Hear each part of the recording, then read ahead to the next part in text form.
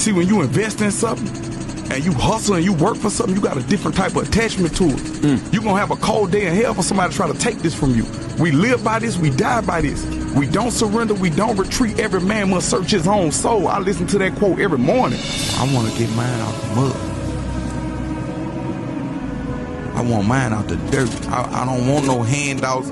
I don't want no celebrity to co-sign me. Right. And somebody to see me in the street and say, I remember when such and such put you on.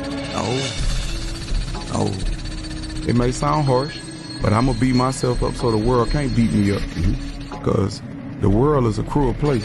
It can be a beautiful place if you allow it to be. Once your perspective changes, that's when miracles happen.